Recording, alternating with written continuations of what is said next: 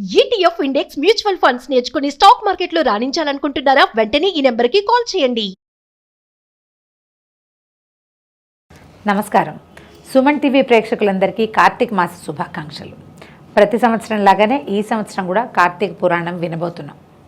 కార్తీక సమో మాస అంటారు. కార్తీక మాసానికి సమానమైన మాసము ఇంకొకటి లేదు. అయితే మనం భగవద్గీతలో వింటుంటాం. మనం మాసాన మార్గశీర్షోహం అని చెప్పాడు కృష్ణుడు.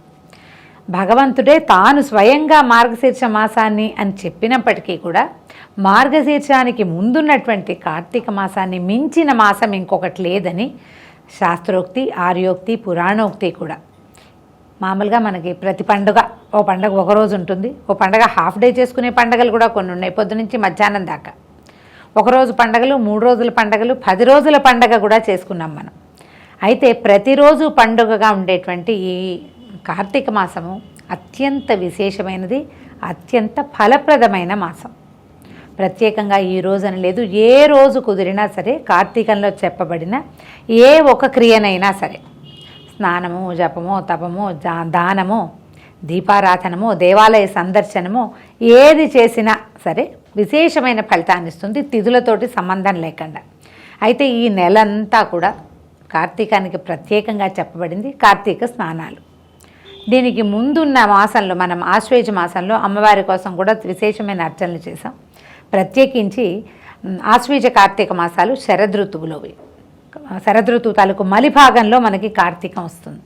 ఈ శరదృతువు బలిసేసరికి, అంటే ఒక 10 నెల రోజులు గడిచి 2వ నెలలో ప్రవేశించేసరికల్లా సూర్యుడి వెచ్చదనం తగ్గిపోవటం మొదలుపెడుతుంది. పగళ్ళు చిన్నవి, రాత్రులు పెద్దవి అవుతాయి. సూర్యాగమనం ఆలస్యం అవుతుంది, సూర్యాస్తమయం తొందరగా అయిపోతుంది. ఇక్కడి నుంచే గమనించండి, చలి పెరుగుతుంది, ఎండవేళలు తగ్గిపోతే గ్రీష్మ తాపం కూడా తక్కువగా ఉంటుంది. శరదృతువులో వెన్నెల ప్రత్యేకమైనది, చంద్రుడు ఎక్కువ చల్లగా ఉంటాడు, శీతాకాలపు గాలి కూడా కలుపుకొని. కానీ సూర్యుడు తగ్గిపోతాడు. ఈ సూర్యుడు తక్కువగా ఉండే కాలంలో జీవుల కంటే మనలాంటి మానవులకి శరీరానికి వెచ్చదనం తగ్గిపోతుంది. ఎప్పుడైతే ఈ లోపల ఉండవలసినటువంటి దానికి సరిపడా వేడి లేకపోయేసరికల్లా రకరకాల అనారోగ్యాలు చుట్టుముట్టేస్తాయి. ఆ వేడిని పెంచుకోవటం కోసం ఈ కాలంలో ప్రత్యేకంగా శాస్త్రవచనంగా స్నానం చేయమని చెప్పారు. అయితే ఈ స్నానం ఎప్పుడు చేయాలి? తెల్లవారుజామున సూర్యోదయానికి ముందు, అది కూడా వాపీకూప తటాకాదుల యందు స్నానము విశేషంగా చెప్పబడింది. అంటే నూతులు, బావులు, తర్వాత చెరువులు, ఎక్కడైనా జలధారలు ప్రవహిస్తున్నటువంటివి జీవనదులలోనూ స్నానం చేస్తే కనుక విశేషమైన ఫలితం లభిస్తుంది అని. దీనికి ముందు ఒక్కరోజునే ముందు జరిగినటువంటి దీపావళి పండగకి ఒక ప్రత్యేకమైన వాక్యం చెప్తారు. తైలే లక్ష్మి జలే గంగా అని. తైలంలో లక్ష్మి, జలంలో గంగా ఉంటాయి అని. అందుకని బాగా దీపాలు వెలిగించుకుంటాం. ఇక్కడి నుంచి ఈ రోజు నుంచి అది పూర్తిగా నిలబడి ఉంటుందన్నమాట. మొత్తం ప్రపంచమంతా వ్యాపించి ఉండేటువంటి జలాలలో గంగా నది ప్రవహిస్తుందట. తీలతోటి చేయబడినటువంటి తైలంలో లక్ష్మీదేవి ఉంటుంది. వీటితో పాటుగా నీటి యందు అగ్ని ఉంటుందని ప్రత్యేకంగా చెప్తారు. అగ్ని ఆరాధన మనం ఎలాగూ చేస్తాం, దీపాలు వెలిగించి. ఈ ముగ్గురిని ఆరాధించేటువంటి ఈ మాసం చాలా విశేషంగా చెప్తారు. ఒక మంచి ప్రత్యేకమైన వాక్యాలు చెప్పబడతాయండి. శివుడు కళ్యాణకారకుడు, మృత్యుభయ నివారణ చేసేవాడు, నిరాడంబరుడు, అసుతోషుడు, అభయంకరుడు. ఆయన అనుగ్రహించే మాసం ఇది. అలాగే తన పాలనాదక్షిణతోటి జీవులని రక్షించేవాడు, వ్యాపనశీలుడు, జగన్నియామకుడు అయినటువంటి మహావిష్ణువు ఈ మాసంలో దామోదరుడుగా పిలువబడతాడు. మనం శివుడి కోసమే రకరకాల రుద్రాభిషేకాలు చేస్తాం. ఏకాదశి రుద్రం చేస్తాం, ఏకరుద్రం చేస్తాం. శివాభిషేకం విశేషంగా చేయబడుతుంది. శివాలయాలన్ని చోట్ల అర్చనలు చేయబడతాయి. కానీ కార్తీక దామోదర ప్రీత్యర్థం అన్న వాక్యంతో పూజా ప్రారంభం జరుగుతుంది. అనుగ్రహించే పరమేశ్వరుడు మనకి ప్రత్యక్షమవుతున్న సమయంలో జగన్నియామకుడైనటువంటి విష్ణువుని తలచే శివుని పూజించాలని ఈ మాసంలో ప్రత్యేకంగా చెప్తారు. శివకేశవులిద్దరూ ఒకేసారిగా పూజింపబడేటువంటి ఈ ప్రత్యేక మాసంలో ఏ చిన్న పూజ, తపము, జపము, ఉపవాసము, స్నానము విశేషమైన ఫలితాన్ని ఇస్తాయి. ప్రత్యేకంగా కార్తీకానికి ఒకటి స్నానం చెప్పుకున్నాం, రెండోది ఉపవాస క్రియలు కూడా చాలా అత్యద్భుతమైన ఫలితాన్ని ఇస్తాయి. కార్తీక మాసానికి సంబంధించిన చాలా విషయాలు ఇంకొక వీడియోలో ప్రత్యేకంగా ఎలాగో మీరు ముందు రోజే వింటారు. ఇవాళ నుంచి మనం వినవలసినటువంటి కార్తీక పురాణాన్ని మొదలు పెట్టుకుందాం. కార్తీక పురాణం 1వ అధ్యాయం. వశిష్ఠ మహాముని జనక మహారాజుకి కార్తీక మాస విశిష్టతను వివరించడం. మహాజ్ఞాన సంపన్నులు తపోనిష్ఠులైన ఋషులకు మునులకు నిలయము పుణ్యప్రదమైన నైమిషారణ్యం. భారతదేశం నందున ఈ నైమిషారణ్యం రకరకాలైన పళ్ళు, కాయలు, పువ్వులతో నిండినటువంటి వృక్షాలు, చెట్లు, లతలతోటి అలరారుతూ ఉంటుంది. ఈ అరణ్యంలో నివసించే చిలుకలు, గోరువంకలు, చక్రవాకాలు, హంసలు, మయూరాలు వాటి విన్యాసాలతో మనసుకి ఎంతో ఆహ్లాదాన్ని కలిగిస్తూ ఉంటాయి. దానికి తోడు సహజ వైరం కలిగినటువంటి పశుపక్ష్యాది మృగాలు కూడా సహజ వైరాన్ని వదిలిపెట్టి పరస్పరం స్నేహాదరాలతోటి కలిసిమెలిసి తిరుగాడుతూ కనిపిస్తాయి.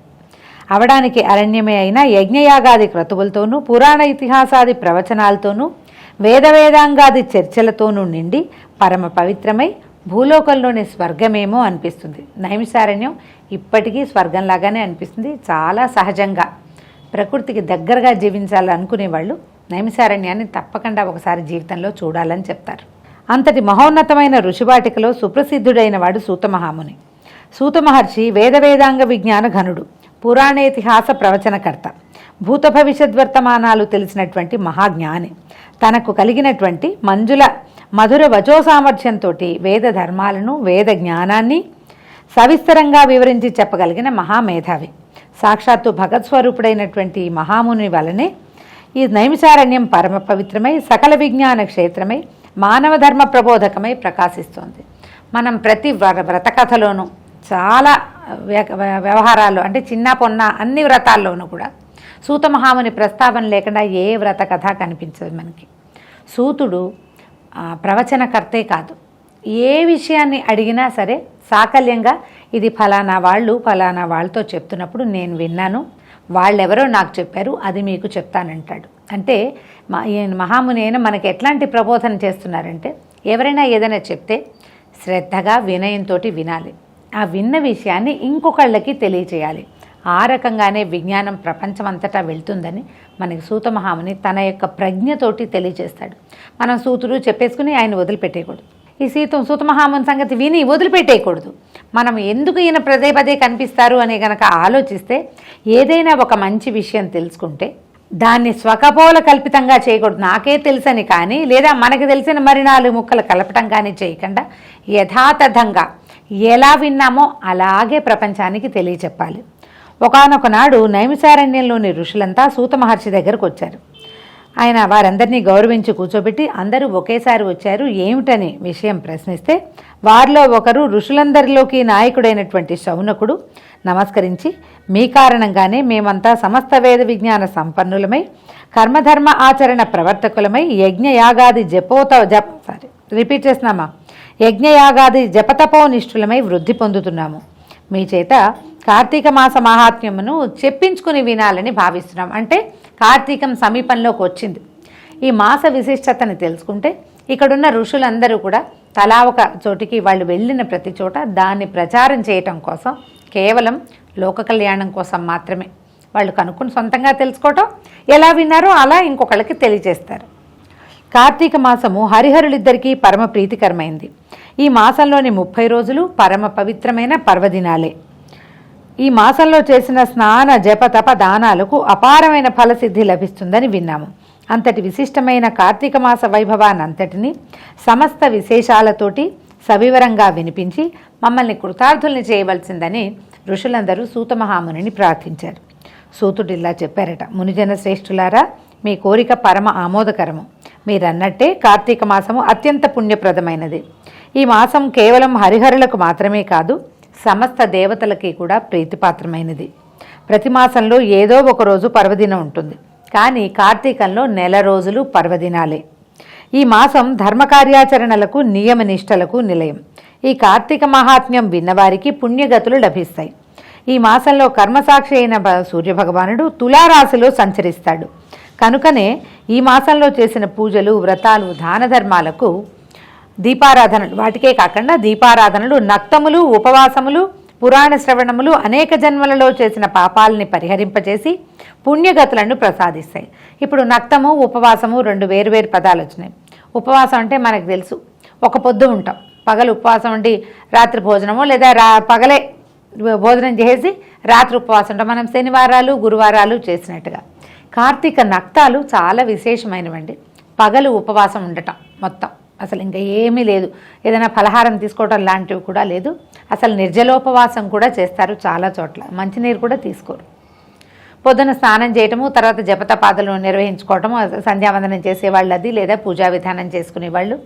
ఎక్కువగా మాట్లాడకూడదు, పోట్లాడకూడదు, అబద్ధాలు చెప్పకూడదు. నక్తాలు ఉండే వాళ్ళ ప్రత్యేకత ఇదే అన్నమాట. సాయంకాలం ఇలా సూర్యాస్తమయం అవ్వగానే చుక్కలు చూడంగానే భోజనం చేస్తారు. మళ్ళీ దీపం పెట్టుకోవటం, పూజ చేసుకోవటం, యథావిధిగా చేయటము. చీకటి పడంగానే భోజనం చేయటాన్ని ఈ నక్తాలు అంటారు. మొత్తం కార్తీక మాసం అంతా కూడా ఇంకా తిథి నియమాలు అవి ఏమీ లేవు వాళ్ళకి. అంతకుముందు ఏమైనా ఉపవాస నియమాలు ఉన్నా ఈ కార్తీకంలో ఇంకా ఆ నియమం పెట్టుకోరనమాట. కార్తీక నక్తాలు అనేది ఒక ప్రత్యేకమైన విధి. ఇలా నక్తాలు చేయబడే మాసం ఇంకొకటి లేదు. కుదిరితే చేయగలిగిన వాళ్ళు, ఓపికమంతులు, బీపీలు షుగర్లు అలాంటివి ఏవి లేని వాళ్ళు, అంటే హెల్త్ ప్రాబ్లమ్స్ లేని వాళ్ళు, పసిపిల్లల తల్లులు, గర్భవతులు కానివారు చేయొచ్చు మనకి ఓపిక ఉంటే కనుక. అయితే అభీష్ట సిద్ధి సిద్ధించి లభించి జీవితం సుఖమయంగా సాగుతుంది. ఇహపరాలలో ఉత్తములుగా వర్ధిల్లుతారు. మానవ శ్రేయోభిలాషలై తరించే మీకు ఈ పురాణాన్ని వినిపించడం వల్ల నేను ఉత్తమ గతిని పొందుతాను అని చెప్పాడు. ఇప్పుడు చెప్తున్నారనమాట. ఈ కార్తీక పురాణాన్ని గురించి స్కాంద పురాణంలో చెప్పబడింది. దీన్ని మొట్టమొదట పరమేశ్వరుడు పార్వతీదేవికి, శ్రీమన్నారాయణుడు మహాలక్ష్మీదేవికి, చతుర్ముఖుడు నారద మహర్షికి, అంటే బ్రహ్మదేవుడు నారద మహర్షికి, నారదుడు వశిష్ఠ మహర్షికి, వశిష్ఠుడు జనక మహారాజుకి వివరంగా చెప్పారు. వశిష్ఠుని దయ వలననే ఈ కార్తీక మాస మహాత్మ్యాన్ని వినే అదృష్టం నాకు కూడా కలిగింది. నేను విన్న ఆ విశిష్టమైన పురాణాన్ని మీకు కూడా వినిపిస్తాను. సావధాన మనస్కులుగా విని తరించండి అన్నారు. ఒకనాటి పవిత్ర దినాన వశిష్ఠ మహర్షి మిథిలా నగరానికి వచ్చి జనక మహారాజు దగ్గరికి వెళ్ళాడు. రాజర్షి అయిన జనకుడు వశిష్ఠ మహర్షికి సగౌరవంగా సముచిత మర్యాదలు చేసి, ఏం కావాలి, ఏ కారణంతో మీరు ఇక్కడికి వచ్చేశారు స్వామి అని కనుక్కున్నాడనమాట. కనుక్కుంటే వశిష్ఠ మహాముని ఏం చెప్పారంటే, సిద్ధాశ్రమంలో యాగం చేయాలని సంకల్పించాను, యాగానికి నీ సహాయం అడుగుదామని వచ్చానన్నాడు. దానికి జనకరాజర్షి ఏమన్నారంటే, మీ యాగానికి కావలసిన ధనాన్ని, అనేక విధాలైన సంభారాల్ని అన్నిటినీ మీ కోరికను అనుసరించి నేను మీకు సమర్పిస్తాను. నాకు నా సంపదలకి అంతకుమించి ప్రయోజనం ఏమీ లేదు. ఇక్కడ ఇంకొక వాక్యం మనం తెలుసుకోవాలి. పూర్వకాలంలో కృతయుగ, త్రేతాయుగ, ద్వాపర యుగాల్లోనూ ఋషులు మునులు ఇలాగ ఏదైనా యజ్ఞయాగాదులు తలపెట్టినప్పుడు ఏ ప్రాంతంలో ఇవి చేస్తున్నారో ఆ ప్రాంతపు రాజు దగ్గరికి వెళ్ళి ఈ విషయం తెలియజేసేవారు. యజ్ఞయాగాదులకు కావలసినటువంటి అన్ని రకాల సంభారాలు, మనుషుల్ని కూడా రాజే సప్లై చేసేవాడు. రాజుల విధి ఇలా యజ్ఞయాగాదులు తమ రాజ్యంలో జరపబడితే దానివల్ల తమ రాజ్యం సుభిక్షంగా ఉంటుందని, దాని యొక్క ఫలితం చేసిన వాళ్ళకి ఎంత లభిస్తుందో ఆ ప్రాంతానికి అంతే లభిస్తుంది. కాబట్టి అది పూర్తిగా రాజుల బాధ్యతగానే ఉండేది. ఇది ఇంకొక 2-3 పురాణాల్లో, కథల్లో మనకి కనపడుతుంది రాజు సహాయం చేశాడు అని. జనక రాజర్షి సవినయంగా ఒప్పుకున్నాడు. ఒప్పుకుని ఇలా ఏమడిగారంటే, నాకు చాలా కాలం నుంచి ధర్మార్థ కామమోక్ష ప్రదాయకమైన సర్వపాపహరమైన కార్తీక మాస మహాత్మ్యాన్ని వినాలని కోరిక కనుక నా యందు అనుగ్రహం ఉంచి కార్తీక పురాణాన్ని వినిపించి నన్ను కృతార్థుణ్ణి చేయమని ప్రార్థించాడట. విశ్వశ్రేయస్సును కోరుకునే వాళ్ళకి, భక్తి కలిగిన వారికి ఈ విధమైన కోరికలు కలగటం సహజమే. కార్తీక మాసం 30 రోజులు పుణ్యప్రదమైనవి. ఈ మాసంలో చేసే జపదప స్నాన దానాదులకి, వ్రతాలకు అనంతమైన ఫలితం కలుగుతుంది అని, ఈ మాసంలో ఆచరించవలసిన విధి విధానాల గురించి, ఈ మాస మాహాత్మ్యాన్ని గురించి స్కాంద పద్మ పురాణాలు 2 కూడా వివరించి విశేషంగా చెప్పాయి. ఈ కార్తీక మాసంలో సూర్యోదయ కాలానికి ముందుగా చేసే స్నానము పరమ పుణ్యప్రదం. ఈ మాసంలో గంగానది సమస్త నదీ జలాలలోనూ, కాలువలు, చెరువులు మొదలైనటువంటి సహజ జలాశయాలన్నిట్లలోనూ అంతర్లీనంగా ప్రవహిస్తూ ఉంటుంది. స్నానంతో పవిత్రులైన పుణ్యప్రదమైన శరీరంతో చేసేటువంటి దాన ధర్మాలు అనంతమైన ఫలితాన్ని ఇస్తాయి. ఈ మాసంలో చేసే పితృకార్యాలు, పితృకర్మలు 7 తరాల వరకు పుణ్యగతులను కలిగిస్తాయి. ఈ కార్తీక స్నాన వ్రతాదుల్ని ఆచరించడానికి స్త్రీలు, పురుషులు, బాలురు, యువకులు, వార్ధక్యంలో ఉండటము అలాంటి తేడాలు ఏవీ ఉండవు. ఏ వయసు వారైనా, ఏ జాతి వారైనా స్నాన దాన జపతపాదులను చేసి తరించే ప్రయత్నం చేయొచ్చు. జనకర మహారాజా చెప్తున్నారన్నమాట ఇట్లా వివరంగా. ఈ కార్తీక మాసానికి అధిపతి దామోదరుడు కనుక దామోదరుని పూజ, కేదారేశ్వర వ్రతములను ఈ మాసంలో ఆచరించడం వల్ల శివకేశవులు ఇద్దరి అనుగ్రహము లభిస్తుంది. సూర్యోదయానికి పూర్వమే చేసే స్నానము ముక్తిప్రదమైనది. మనం కార్తీకంలో చేయవలసిన దాన ధర్మాలు, సంధ్యావందనాది నిత్యకర్మలు, తర్పణాలు, దీపారాధనలు, దీపదానాలు, వనభోజనలు, సమారాధనలు, సోమవార వ్రతాలు, కార్తీక పౌర్ణమి నోములు ఇవన్నీ కేవలం పుణ్యాన్ని ప్రసాదించడానికి మాత్రమే కాక శరీరానికి తేజస్సును, శక్తిని, మేధస్సును, మనసుకి శాంతిని, స్థిరత్వాన్ని, స్థిమితాన్ని, సంపదలని కూడా కలిగిస్తాయి. భుక్తిముక్తుల్ని ప్రసాదించేటువంటి ఏకైక మాసం కార్తీక మాసమే. ఈ కార్తీకంలో ఏకభుక్తం, ఇంతకుముందు మనం చెప్పుకున్నది, ఉదయం భోజనం చేసి ఉండటం, పగలు మధ్యాహ్నం లంచ్ చేసేసి ఉండటం అన్నమాట. తర్వాత నక్తం, ఉదయం అంతా ఉపవాసం ఉండి సాయంత్రం నక్షత్ర దర్శనం అయిన తర్వాత భోజనం చేయటం.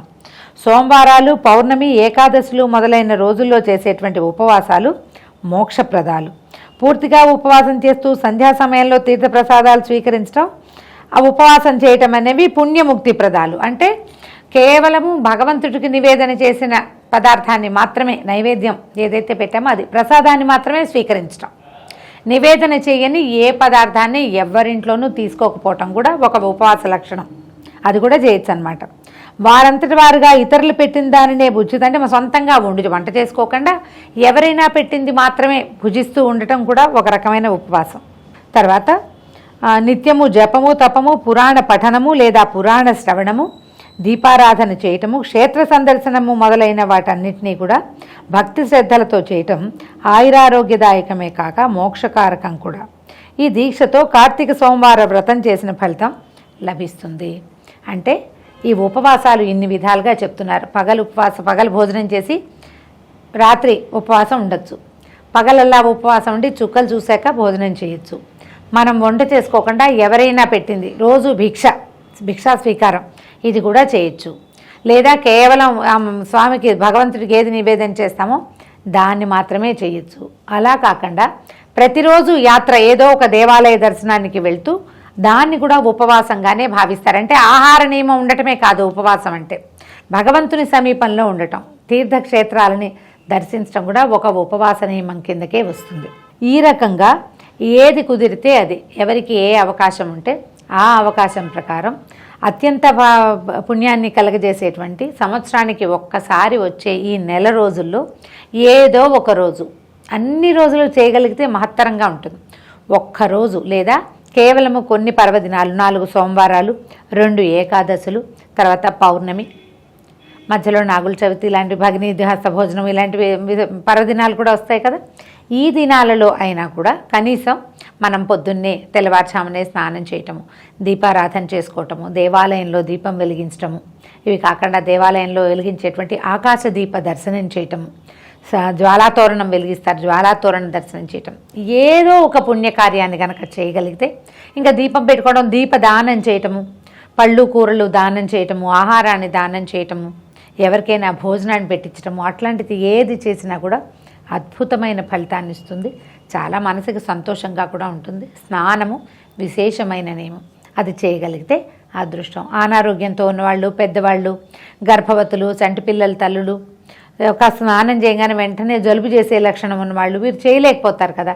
కేవలం పర్వదినాల్లో అయినా కూడా ఈ విధిని పాటించి ఈ అత్యంత పుణ్యఫలప్రదం అయినటువంటి కార్తీక మాసాన్ని మనం మన యొక్క గ్రహ బాధల నుంచి తప్పించుకోవటానికి కానీ, పూర్వజన్మకృతమైనటువంటి రకరకాల కర్మానుభవాల నుంచి తప్పించుకోవటానికి కానీ ఈ మాసాన్ని మనకి అనుగుణంగా ఉపయోగించుకోవాలి భగవత్ సేవతోటి. దీంతో మొదటి రోజు పారాయణ ముగిసింది. మళ్ళీ రేపు ఉదయమే కలుసుకుందాం. నమస్కారం.